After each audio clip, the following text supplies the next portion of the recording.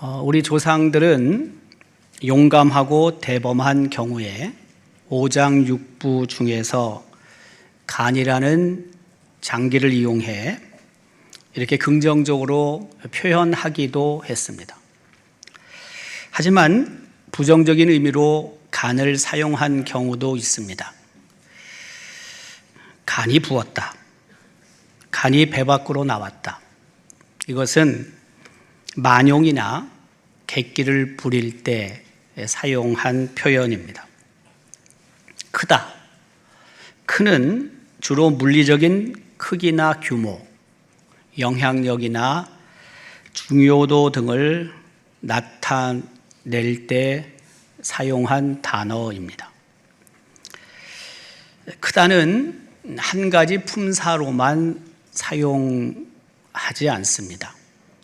크다 하니까 우리는 동사로만 생각하는데 크다는 형용사 크다가 있고 동사 크다가 있습니다. 형용사 크다는 사람이나 사물의 외형적인 길이, 면적, 부피, 높이 등 따위가 보통 정도를 넘을 때 사용을 합니다. 그는 키가 크다. 여기서 크다는 형용사입니다. 동사 크다는 동식물의 몸의 길이가 자라다 라는 뜻으로 비가 많아 나무가 잘 큰다. 이때 크다는 성장하다, 자란다는 뜻이고 품사는 동사입니다. 하나님은 크신 분이십니다. 그렇다면 하나님이 크시다는 것은 어떤 뜻일까요? 하나님의 키가 크신 것을 뜻할까요? 하나님의 몸집이 크다는 것을 의미할까요? 오늘 본문 2절은 하나님이 행하시는 일이 크시다고 기록합니다. 여호와께서 행하시는 일들이 크시오니, 다시 말해서 하나님은 큰 일을 행하시는 분이시다는 의미이죠. 큰 일을 행하시니까 하나님이 크시다라고 받아들일 수도 있습니다. 하나님이 행하신 크신 일, 큰 일 가운데 대표적인 것은 말씀으로 이 세상을 창조하신 일일 것입니다. 뿐만이 아니라 이스라엘 백성이 출애굽 할 때 홍해를 가르시고 그리고 바다 밑에 길을 만드신 일, 그것도 큰 일이죠. 이스라엘 백성이 40년 동안 광야에서 생활할 때 만나와 메추라기로 먹이신 일, 이것도 큰 일이죠.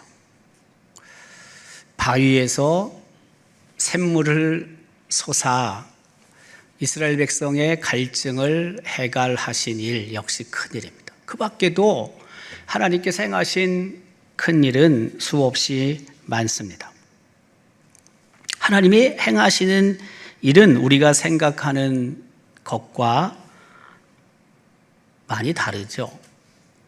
상상을 초월하는 거죠. 스케일이 다릅니다. 질적으로도 큰 차이가 있습니다. 그렇다면 하나님이 크시다의 구체적인 의미는 무엇일까요? 성경은 하나님이 크시다라고 했을 때 왜, 어떤 표현으로, 어떤 의미로 크시다고 말을 할까요? 첫 번째는 하나님은 광대하시다는 것이 하나님이 크시다는 뜻입니다. 현대인 성경은 본문 2절을 이렇게 번역합니다. 여호와께서 행하시는 일이 크시니 이 일을 기뻐하는 자들이 다 이것을 연구하는도다. 우리가 오늘 읽은 개역 개정 성경은 이를 즐거워하는 자들이 다 기리는 도다 라고 번역했는데, 현대인 성경은 이 일을 기뻐하는 자들이 다 이것을 연구하는 도다라고 번역을 했습니다.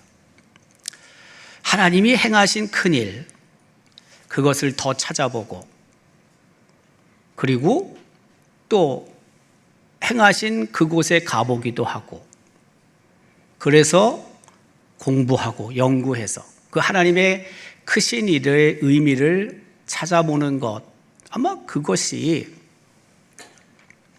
바로 여호와께서 행하신 크신 일을 수용하는 자의 삶의 자세가 아닐까 하는 생각을 해봅니다. 하나님은 크신 분이시기 때문에 큰 일을 행하십니다. 하나님이 크시다는 것은 단순히 외형적으로 크시다는 의미가 아닙니다. 하나님이 크시다는 것은 하나님이 무한하시다라는 하나님의 속성을 근거로 합니다. 무한은 시간, 공간, 수, 양 등의 한계나 제한이 없는 상태를 뜻합니다. 다시 말해서 끝이 없는 것입니다. 하나님이 무한하시다라는 것은 하나님의 속성이 무한하다라는 뜻입니다. 하나님이 지혜로운 분이신데 지혜가 끝이 없다라는 뜻입니다. 하나님이 전능하신 분이신데 그 하나님의 능력이 끝이 없다는 뜻입니다. 하나님은 사랑이신데 그 하나님의 사랑도 끝이 없다, 변함이 없다, 영원하다라는 뜻입니다. 무한하신 하나님은 광대하신 분이십니다. 시편 기자는 하나님을 광대하신 분으로 고백한 적이 있습니다.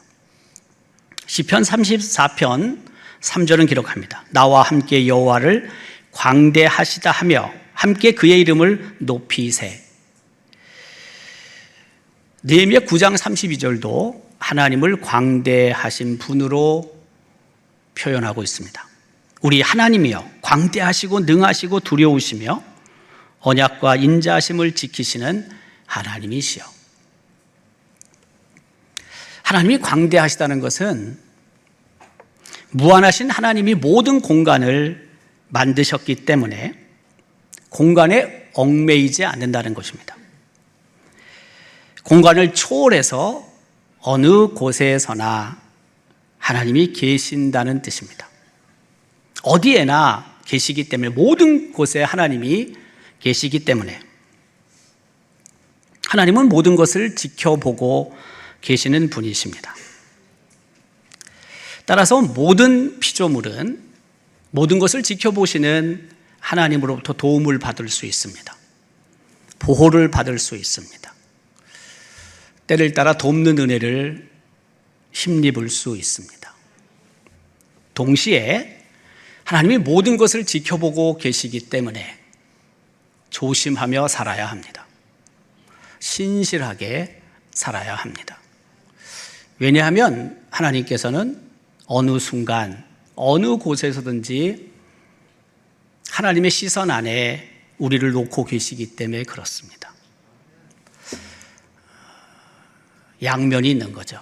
모든 것을 지켜보고 계시기 때문에 우리가 어려움에 빠져 있든지 위기에 놓여 있을 때 하나님께서 구원의 손길을 펼쳐 주시기도 하시지만, 또 한편으로는 우리가 범죄의 자리에 있을 때, 우리가 죄를 범할 때 그것도 하나님은 보고 계시기 때문에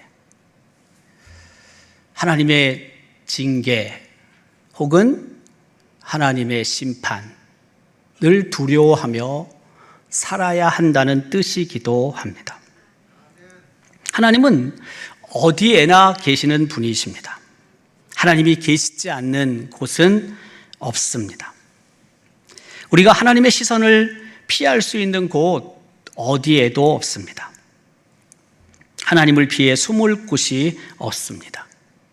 따라서 우리가 어디에서 무엇을 하든지 하나님의 시선 안에 머물고 있다는 것을 잊지 말아야 합니다.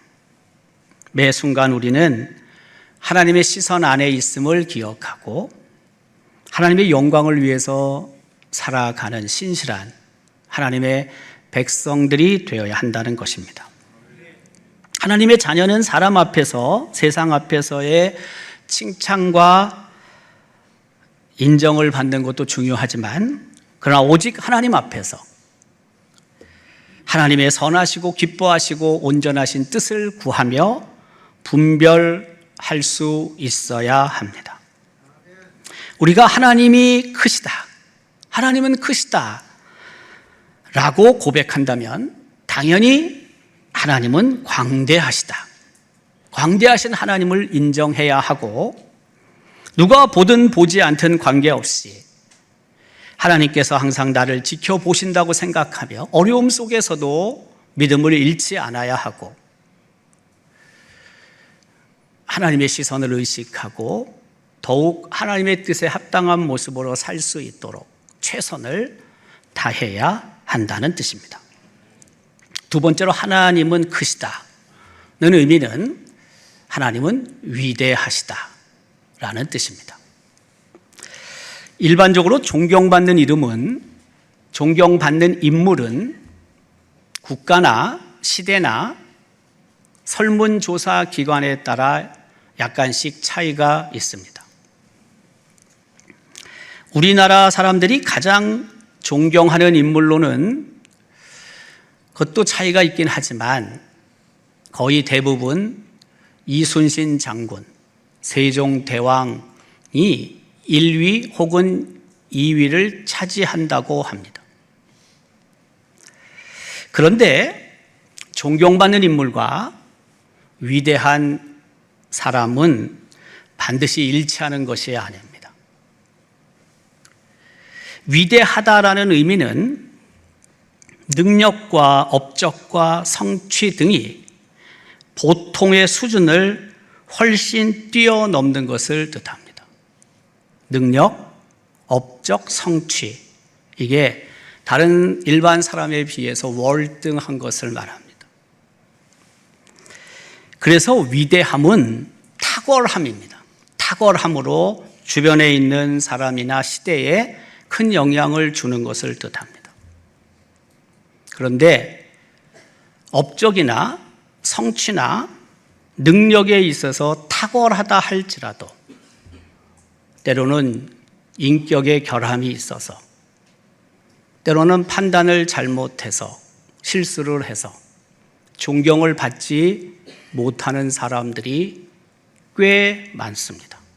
다시 말해서 위대함과 존경은 반드시 일치하는 것이 아닙니다.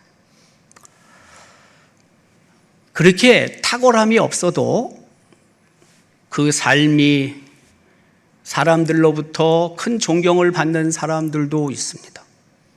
위대하지만 그러나 존경의 순위를 정할 때는 밑에 놓이는 사람들도 있습니다. 그러나 하나님께서는 위대하신 분인 동시에 찬양 받으셔야 할, 존경 받으셔야 할 분입니다. 이슬람 극단주의자들은 테러를 감행한 후에 알라 아크바르 혹은 알라후 아크바르를 외친다고 합니다.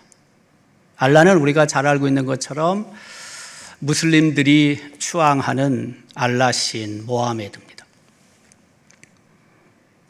아크바르는 위대하다, 크다라는 뜻입니다. 알라 아크바르는 그래서 알라 신은 가장 위대하다라는 의미입니다. 그런데 우리가 믿는 하나님이 그 누구보다 위대하신 분이라는 사실을 우리는 너무나 잘 압니다. 시편 135편 5절에서 시인은 이렇게 말합니다. 내가 알거니와 여호와께서는 위대하시며 우리 주는 모든 신들보다 위대하시도다.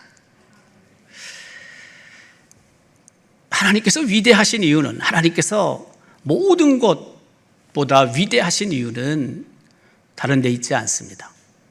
오늘 본문 3절이 그것을 우리에게 답으로 말합니다.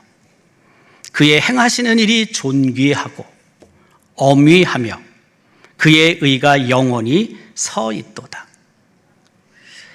하나님이 행하시는 일이 존귀합니다. 어미합니다. 그의 의는 영원합니다. 그래서 하나님은 경외 받으셔야 하고, 하나님은 찬양 받으셔야 하며, 하나님은 존경의 대상이 되어야 하는 것입니다. 시편 96편 4절도 하나님을 찬양해야 한다는 사실을, 위대한 하나님을 찬양해야 한다는 사실을 말합니다. 여호와는 위대하시니 지극히 찬양할 것이요 모든 신들보다 경외할 것이며. 그럼에도 불구하고 세상에는 하나님을 무시하고 하나님을 조롱하는 사람들이 있습니다. 성경에도 하나님의 존재를 무시한 사람들을 기록합니다. 사람들이 종일 내게 하는 말이 내 하나님이 어디 있느냐? 하오니 내 눈물이 주야로 내 음식이 되었도다. 시편 42편 3절의 말씀입니다. 도대체 네가 믿는 하나님 어디 계시니? 없지 않니? 빈정거리는 것입니다. 하나님을 조롱했던 사람들 가운데 아수르의 랍사게라는 장군이 있습니다. 그는 히스기야 왕이 남유다 백성을 속이고 있다고 말하면서 정작 도움이 필요할 때 다른 나라의 신들이 나타나지 않은 것처럼 하나님도 예루살렘이 도움을 필요로 할 때 나타나지 않을 것이라고 하면서 히스기야를 조롱했습니다. 히스기야를 조롱했다는 것은 하나님을 조롱했다는 뜻입니다. 하나님을 무시하고 조롱하는 사람들은 여전히 존재합니다. 하나님은 죽었다. 우리가 알고 있는 니체의 말입니다. 특히 골수 진화론자인 옥스퍼드 대학의 리처드 도킨슨 교수는 영국 인본주의자 협회와 함께 교회가 그리스도인들이 예수 그리스도를 전파하는 것에 맞서서 영국 시내 버스에 하나님은 없다라는 광고판을 붙인 적이 있습니다. 벌써 10여 년 전의 일입니다. 아마 하나님은 없을 거야. There is probably no God. 하나님은 아마 없을 거야. 그러니 더 이상 걱정하며 살지 말고 인생을 즐겨라. Stop worrying and enjoy your life. 하나님은 아마 없을 거야. 걱정하지 마. 염려하지 마. 그냥 있는 삶을 즐기면 돼. 라는 큰 광고판을 버스에 붙인 적이 있습니다. 아마 하나님은 없을걸? 이것은 그리스도인들을 향한 빈정거림입니다. 이들 무신론자들은 자신들이 하나님의 존재를 믿지 않고 있지만 자신들은 하나님이 존재하지 않는다고 분명히 생각하지만 그리스도인들 너희는 하나님이 계신다고 믿고 있지, 그게 얼마나 바보스럽고 얼마나 우스꽝스러운 일인지 아니? 지금이라도 그걸 포기하라는 것입니다. 지금이라도 하나님을 믿지 말라는 것입니다. 하나님은 무시당하거나 조롱당해서는 안 되는 분이십니다. 아니, 무시하거나 조롱해서는 안 되는 분이십니다. 하나님은 찬송과 존귀를 받으실 유일한 창조주, 통치자이시기 때문에 그렇습니다. 하나님은 크십니다. 하나님은 크신 분이십니다. 하나님은 광대하신 분이십니다. 어느 때나 어느 곳에나 계십니다. 이 사실을 우리는 잊으면 안 됩니다. 어렵고 힘들고 나 혼자 하기 어려운 문제 앞에 섰을 때도 광대하신 하나님, 나를 지켜보고 계시는 하나님, 나를 돕기 위해서 가장 좋은 때를 기다리고 계시는 하나님, 그 하나님이 계심을 늘 기억해야 합니다. 광대하신 하나님, 하나님은 광대하시다. 그 하나님은 모든 것을 지켜보고 계십니다. 그래서 우리는 더 신실하게, 더 하나님의 마음에 합한 자로 살아야 하는 것입니다. 하나님은 크시다. 하나님은 위대하시다. 하나님은 다른 어떤 것들과 비교할 수 없을 위대하신 분이십니다.